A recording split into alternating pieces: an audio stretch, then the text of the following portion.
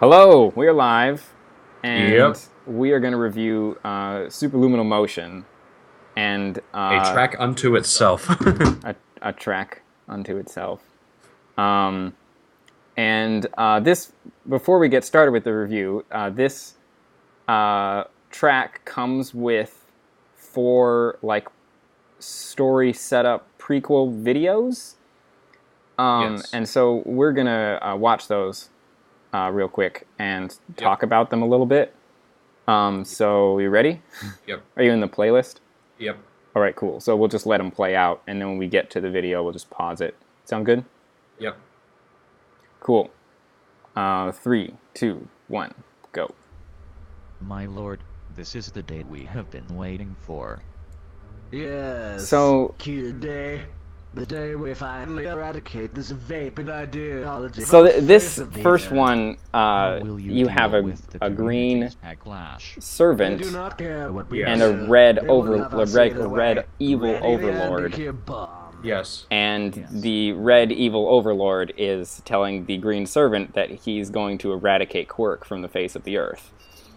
And so, it just taking that into account, Chuggers put a little disclaimer that said that this is not directed at anyone, were his words. Yep. My lord.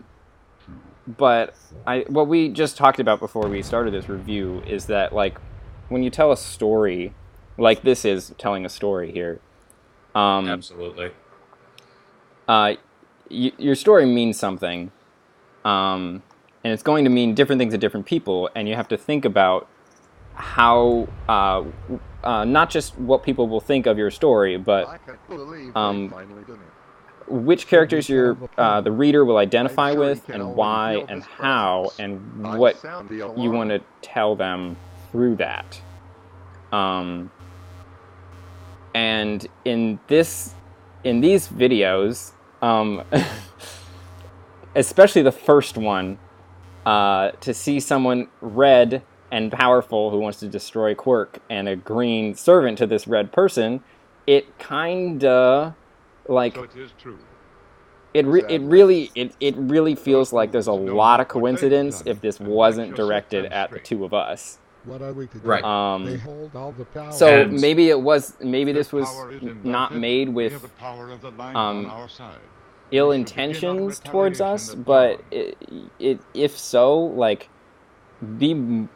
you got to be more judicious in how you pick your characters and how people might interpret them. Look at them Um, fighting. What a because useless battle. this Don't is they see that they have no power over us? like this is like if this red person is me and this green person is OTDE here, then that's like a really, like, I mean, this is like I am sorry, my a lord, really but mean we story. Yeah. I mean, look at this. My word is God, and you shall obey it. Like, that's something the red guy is saying right now. I beg of And you, then Oh, he man. throws the green guy in the prison for trying to talk back to him. Like, this is, like, it just makes me very uncomfortable, and I think OTD would say the same, yeah? I was pretty uncomfortable I on was first watch. pretty uncomfortable watching this. What happened to you? And so, I question my lord's word. yeah, just, What if this wasn't, like, I saw through if his this lies. was intentional, like, just know that it's not pleasant for us to watch. And so, you know, if you were trying to make us uncomfortable and upset, then good job. If Congratulates. if you weren't trying to do that, then next time maybe think about how you're representing your characters, and think about, you know, tensions that you may have with other people in the world, and And you must be stopped. I don't know what you're trying to say with the story, because people don't tell stories without context and without That might be so, um, but I can some idea of what they want to, what kind of a story they want to tell, and what they want to show the reader through the telling What are you doing? of the It is story. time that I show you real power. So, yeah. I cannot be defeated. And then the red guy transforms into something And we get a bright white light. Something terrible, I guess. Beyond these doors lives the evil that have plagued these lands. What is that noise? Do you have anything to add to what I just said? I don't have a lot, honestly. Misspelled finally. Anyway, Superluminal motion. I've paused it. Are you ready? Yeah, it's paused now. Oh wait, no, Okay. it's not. I tried to pause, it didn't work out. Alright, I'll turn the volume back up so we can hear the music. Yeah. Right, so... Setting that aside, which is not the easiest thing to do, but, you know, we'll do it because it's a track, and you put a lot of work into it, and, you know, it deserves a review. Right. Here we go. Ready? Yep. Alright. 3, 2, 1, go. So, Chuggers, you finally show your face. What has happened to you? I have become much stronger, but I sense you have as well. I will not let you destroy that which hath gave this game life since the beginning. Life. Quirk is a secret. I think the thing that really Without Quirk, makes we it would difficult not be is here. that Do you not Do you want to pause understand? it? I understand yeah. that needs to be defeated. is that there are certain elements here that are meant to be like fictitious and to like not do anything, but then there is an actual representation of Chuggers himself. Yeah, and then In Chuggers it. inserts himself into the story, and he is this yellow guy who's trying to overthrow the And the red storyline guy who is destroying Quirk. Involves Line Rider. Like, yeah, it's really hard to not say, like, well, who are the other people in the story? If Chuggers is that person, who's the red guy, who's the green guy, and it's like, there's a lot of coincidence if that was not Anyway, intended I'm to at 20. represent I'm at us. 22 seconds. I'm at 24 seconds. Should I go back? No, I'll just skip ahead to 24. Right, 24 seconds. Got it. Ready? Yep. All right, 3, 2, 1, go.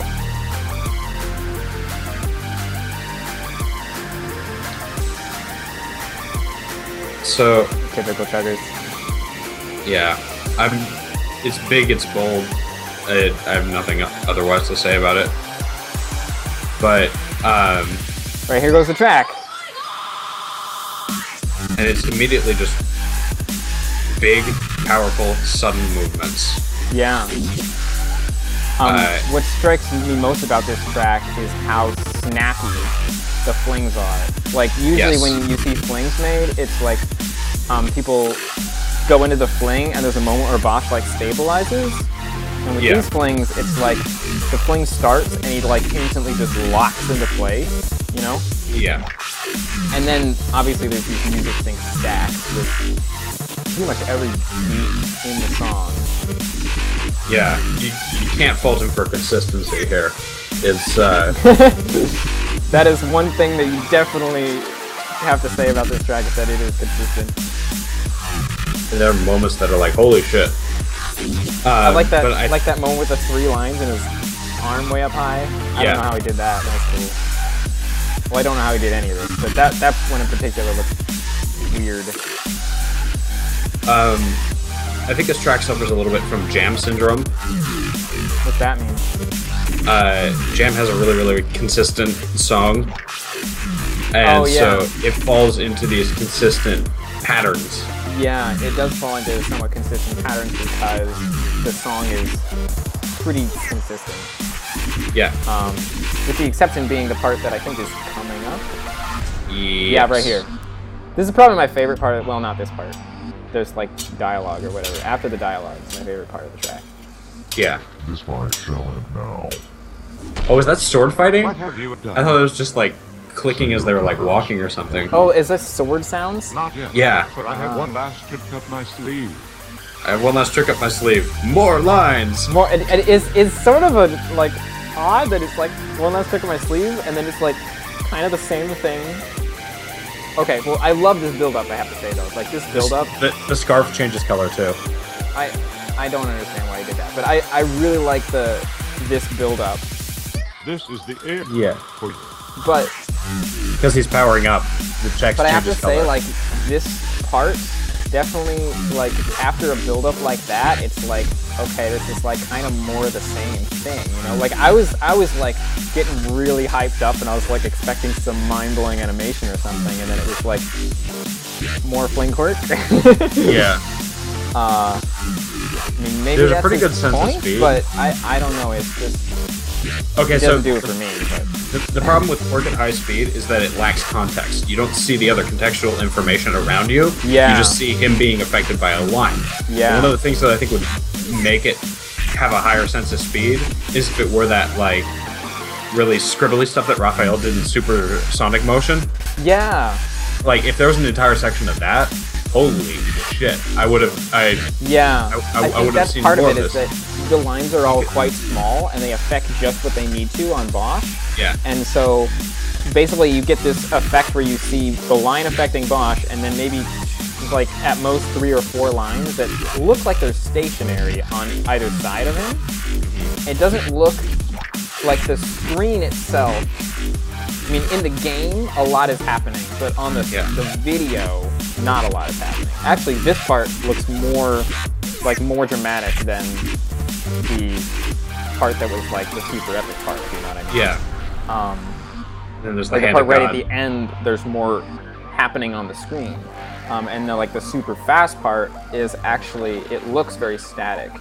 So, and obviously, you know, that's my take as someone who doesn't make a high-speed quirk, really. I've made some high-speed manuals, but that's sort of a different animal. So it's, you know, it maybe this looked a lot more impressive to someone who makes quirk, but for me, that's just how it looks. Yes, and it is good.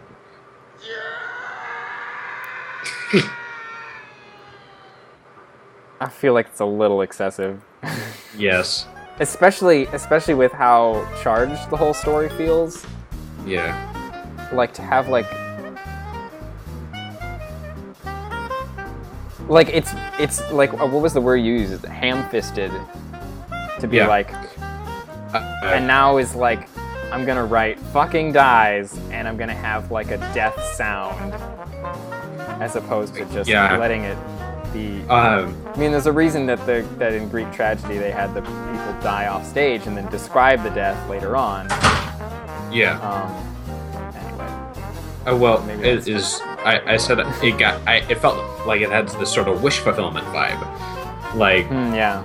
And I was being perhaps a bit harsh here, comparing it to Sonic the Hedgehog fanfiction, but yeah. But it's like it has that element of like the gang's back together and they're all going to kick the bad guy's butt. Yeah.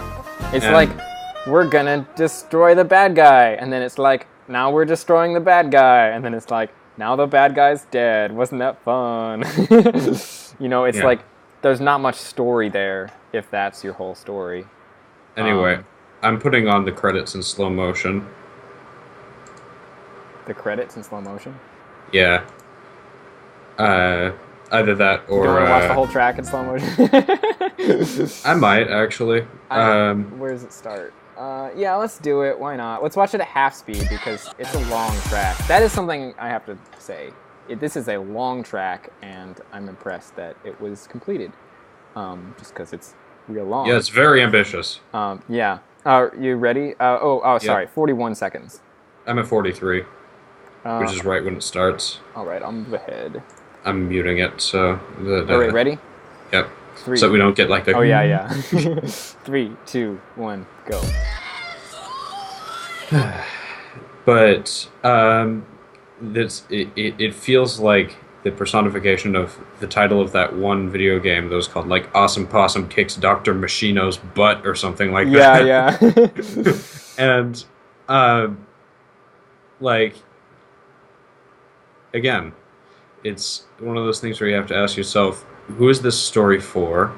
Yeah. Is the story worth telling? And I'm going on about the story because it has become an integral part of the track. Yeah, there's no separating the story from the track because you have all these videos leading up, and then you have the intro has the story, and then in the middle of the track there's dialogue, and then at the end of the track there's more dialogue. So it's like it's very integrated. So it's very hard Yeah. to review the track without talking about the story. The implication is that Chuggers is Bosch because the sled matches the color of the text, Yeah, and that when he powers up, he turns blue. yeah. So the scarf changes color. So it's like Yeah, Bosch is Chuggers here. Chuggers And then- is essentially powering up and, I don't know, doing high speed quirk more better, doing faster quirk, pretty much. harder, better, faster, stronger. Harder, better, faster, stronger. That's pretty Or much the never it. hour after. Our lines are never drawn. I don't have a good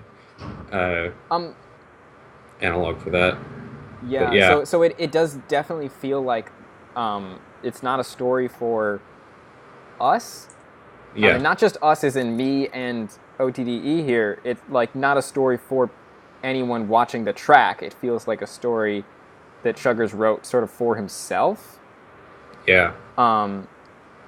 Because it's so like he's put himself into the story so much. That to somebody else, it's kind of like, okay, Chuggers, we get it. But hey, I mean, you're the hero, and you're gonna defeat the bad guys. and it's okay for people to have like power fantasies. I've definitely had moments where I've been like, I can totally Yeah. do this really cool thing. But on the one, I mean, it's okay to have a power fantasy, but to turn that into like a huge artistic project where you spend tons and tons of time and work creating something for other people to watch that is basically a power fantasy that you have, I don't know. That rubs me. I mean, okay, it doesn't rub me the wrong way, but it feels like. I feel like I'm intruding on I feel like I'm intruding on somebody else's like mind. Yeah. I feel like I'm violating some like procedure or something like that. I just feel like it's like, I don't know. It makes the whole track far less appealing than it would otherwise be because I'm basically watching the track in the context of the maker of the track is being a badass and destroying everyone who is trying to stop him from doing what he wants to do. Especially when it's heavily implied the person trying to stop him is me, which it's kind of inescapable even if it wasn't intentional. Yeah. So it's we keep coming back to this, but it's so damn tough to escape the implication. it really is. It's like the implication is it's so clear it's almost hard to even argue that it's not directed at anyone.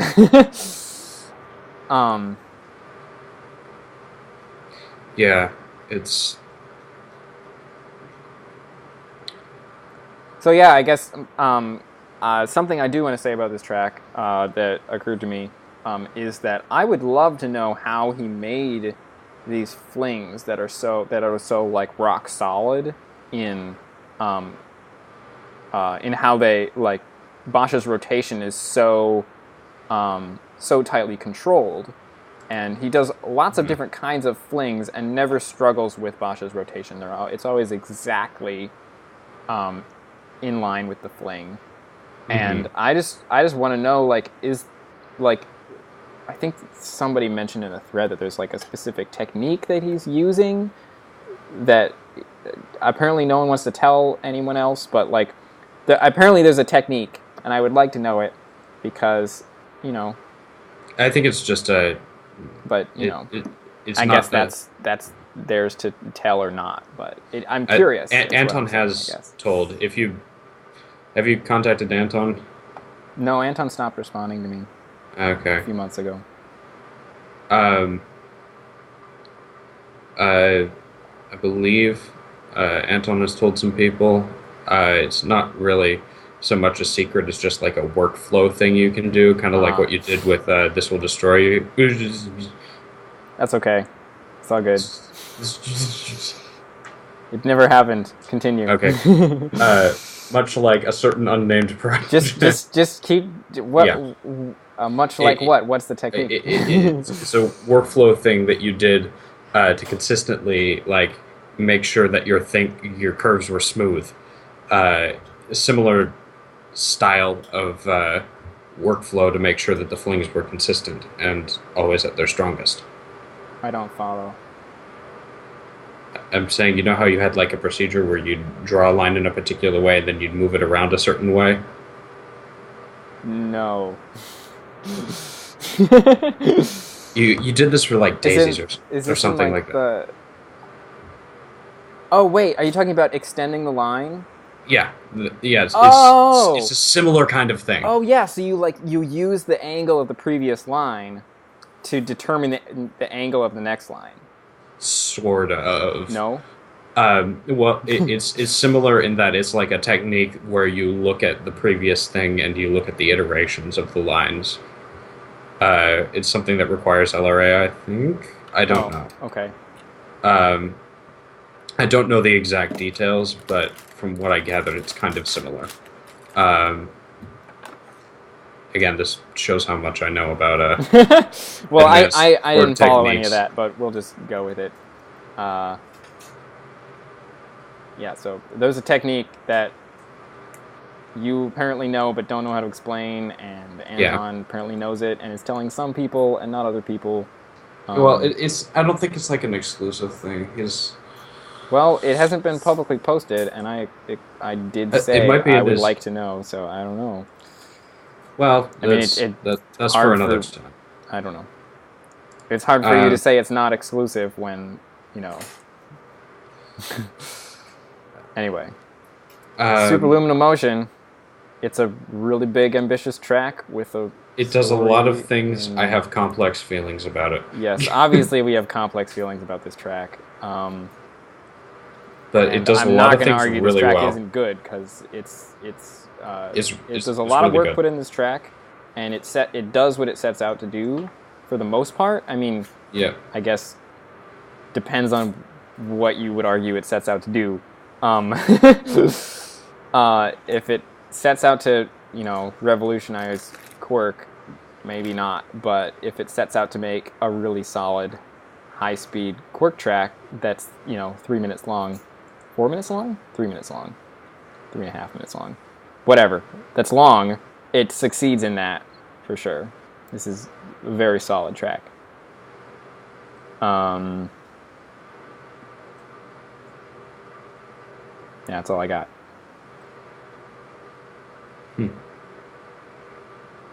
Yeah. All right. Sounds good. All right. Thanks everyone for watching. Sorry this one was kind of more of a downer than usual. We'll probably have more fun in whatever when we review next. Yeah. Yup. See ya. All right. See ya.